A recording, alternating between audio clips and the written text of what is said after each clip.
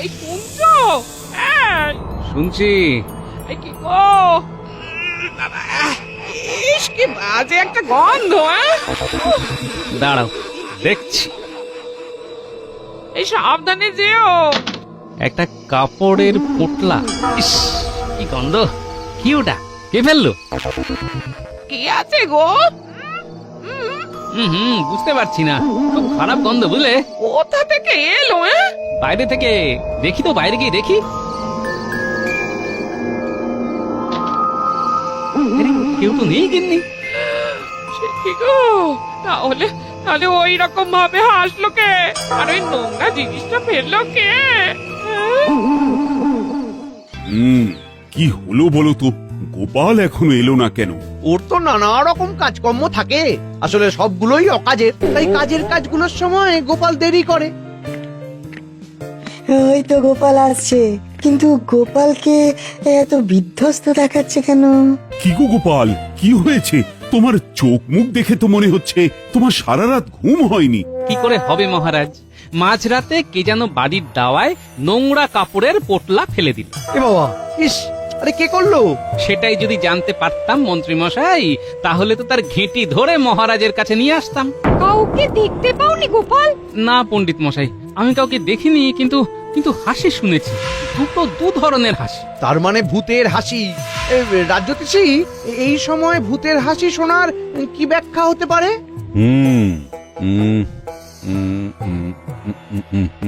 এই পিতৃপক্ষের সময় এই ধরনের উপসর্গ তো ভালো নয় গোপাল। এই তো পুঁথিতে লেখা আছে, পিতৃপক্ষে এই রকম ভৌতিক ক্রিয়াকলে বুঝতে হবে পূর্বপুরুষ কুপিত। ও বাবা, ইস, কি হবে তাহলে? প্রতিকার তো আছে, আমাকে একটু দেখতে হবে। গোপাল, তুমি চিন্তা করো না, আমরা তো আছি, তোমার এই দোষকে ঠিক কাটিয়ে দেব। বাবা, মন্ত্রী মশাই যেন একটু বেশি ব্যস্ত বলে মনে হচ্ছে। এটাকে বলে উৎব্যস্ত। বাহ বাহ মন্ত্রী, বাহ! তোমার এই গোপালের প্রতি দরদ দেখে আমার খুব ভালো লাগছে। দরদ হবে না? কি বলছেন মহারাজ? গোপাল তো আমার সহকর্মী। এক সহকর্মী আর এক সহকর্মীর বিপদে পাশে দাঁড়াবে না মহারাজ? আহা, মন্ত্রীর কথা শুনে খুব আনন্দ পাচ্ছি। রাজ্যতীশী, কালকের মধ্যেই গোপালের প্রতিকার বার করে আনতে হবে। আমি চেষ্টা করব মহারাজ। হ্যাঁ, কি বলছো গো? মাঝরাতে এ কি উপদ্রব! আর বলো না, কাল সারা রাত কিভাবে কেটেছে তোমাদের বলে বোঝাতে পারবো না, একদম বলে বোঝাতে পারবো না। আমরা বুঝতে পারছি, তবে এইসব ভালো না। একটা ভালো দেখে ওঝা ডাকো তো, বাড়িটাকে ভালো করে ঝাড়িয়ে নাও দেখি। কিছু তো করতেই হবে। ওরে বাবা, কি ভয়ানক হাসির আওয়াজ! আমার তো হাড় পাঁজরা সব হিম হয়ে যাচ্ছিল। তোমরা কাউকে দেখতে পাওনি? তোর ভূতকে কি কখনো দেখা যায় নাকি পুটি? ওরা অদৃশ্য হয়েই ওদের কাজকর্মগুলো করে। জানি না বাবা, আজ রাতে আবার কি ঘটে জানি না।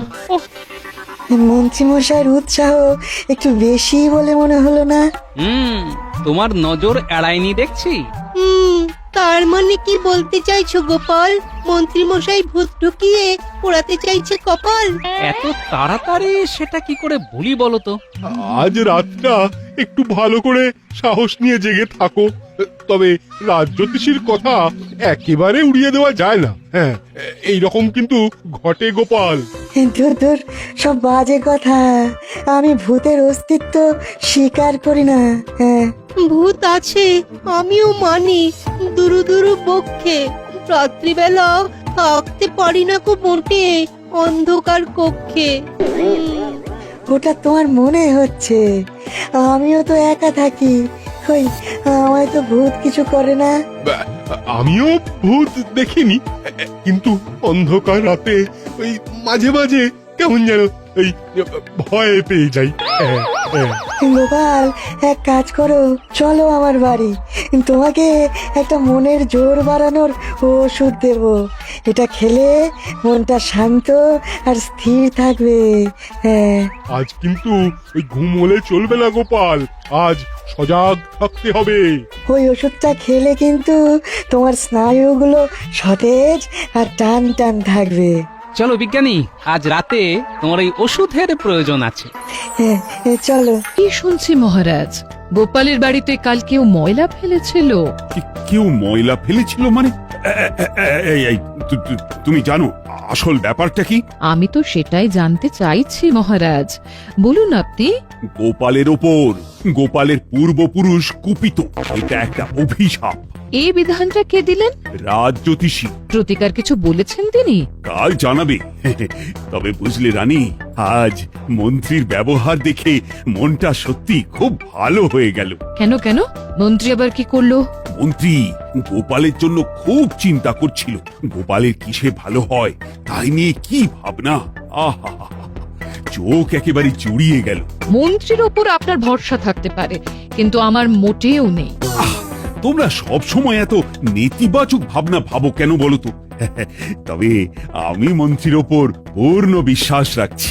আমি আশা করব আপনার বিশ্বাস যেন জয়ী হয়, তবে আমার এ বিষয়ে সন্দেহ আছে।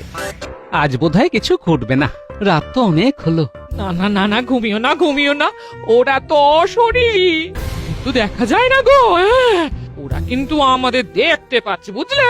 আমরা যেই ঘুমাবো সাথে সাথে ওরা ওই নোংরা জিনিসপত্র নিয়ে আক্রমণ করবে। বাবারে বাবা, কি জ্বালায় পড়লাম। ঠিক আছে, নাও।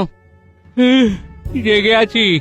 আর কদিন পর মহালয়া, ভালো করে পিতৃপুরুষদের উদ্দেশ্যে জলদান করে এই অভিশাপটা কাটাও গো, কাটাও। কোনো অভিশাপ নয়। আচ্ছা, আমরা কি কোনো খারাপ কাজ করেছি গিন্নি যে আমাদের পূর্বপুরুষ আমাদের উপর রেগে যাবেন? না, কেন তো করিনি। হ্যাঁ, জ্ঞান তো অজ্ঞান তো কোনোভাবেই করিনি গিন্নি। এটা কারো ইচ্ছে করে করা, বুঝলে? তুমি ভাবতেও পারো। হ্যাঁ, তোমার যা মনে আসছে তাই ভাবো, কিন্তু আমি বলছি এটা নিশ্চয়ই তেনাদের কাজ গো। কাল রাত জ্যোতিষী কি প্রতিকার করেন সেটা দেখো না। ঠিক আছে, তুমি একটু ঘুমিয়ে নাও। না না না, আমি ঘুমিয়ে পড়লেই তুমিও ঘুমিয়ে পড়বে গো, আর ঘুমিয়ে পড়লেই তেনারা আবার। না গো না, আমাদের কারো ঘুমোনো আজকে উচিত হবে না। আরে ঠিক আছে, আমরা দুজনেই জেগে থাকবো, হয়েছে? কাল সারা রাত দুজনে দু চোখের পাতা এক করতে পারিনি, কিন্তু কোথায় তিনারা? কেউ তো এলেন না। ওই তোমরা জেগেছিলে, তাই আজ ঘুমিয়ে দেখো, দেখবে আবার শুরু হবে। আচ্ছা, আপনি কি করে জানলেন? তেনারা কি আপনার কানে কানে বলে গেছে মন্ত্রীমশাই? এ তোমার কেমন কথা গোপাল, যে তোমাকে সব সময় সাহায্য করছে, তোমার কথা জিজ্ঞেস করছে, তার সাথে এই রকম কথা বলা উচিত নয়। আহা মহারাজ, গোপালের এখন মাথার ঘায়ে কুকুর পাগল অবস্থা, ওকে আর ভেবে বলছে। ওই তো রাজ জ্যোতিষী এসে গেছে। বলো জ্যোতিষী, প্রতিকারের কিছু ব্যবস্থা করতে পারলে? হ্যাঁ মন্ত্রী মশাই, প্রতিকারের ব্যবস্থা হয়েছে, কিন্তু সে খুব খরচ সাপেক্ষ। মহালয়ায় পিতৃতর্পণ করতে হবে ষোড়শ উপাচারে, তারপর পংক্তি ভোজন করতে হবে, তবেই ওই দোষ কাটবে। সে তো অনেক খরচা। গোপাল, খরচার কথা ভেবো না। আরে আমি তো আছি নাকি? না মহারাজ, এ এমন এক দোষ, এখানে গোপালকে নিজের পুজোর খরচ নিজেকেই বহন করতে হবে। সর্বনাশ, এ তো গোপালের পক্ষে অসম্ভব। কিচ্ছু করার নেই, এই দোষ থেকে পরিত্রাণ পেতে গোপালকেই তো সবকিছু করতে হবে। কি মন্ত্রী, কি করা যায় বলো তো? একটা উপায় বার করতে তো হবে। একটা উপায় আছে মহারাজ। বলো শুনি। গোপালকে বেতন থেকে অগ্রিম দিয়ে দিন, এরপর ওর বেতন থেকেই প্রতি মাসে কেটে নিন, ব্যাস সমস্যার সমাধান। মহারাজ, আমার সমস্যা নিয়ে আর কাউকে ভাবতে হবে না, আমি নিজেই চেষ্টা করছি। ষোড়শ উপাচার, কথাটা মনে থাকে যেন। রাখবো রাজ্যতীষী। কাল রাতে আমরা দুটিতে ঠায় জেগে রইলাম, কেউ এলো না। হ্যাঁ গো দিদি, রাজ জ্যোতিষী তো কিছু প্রতিকার দেননি। আজ দেবেন বলেছেন, দেখি কি বলে।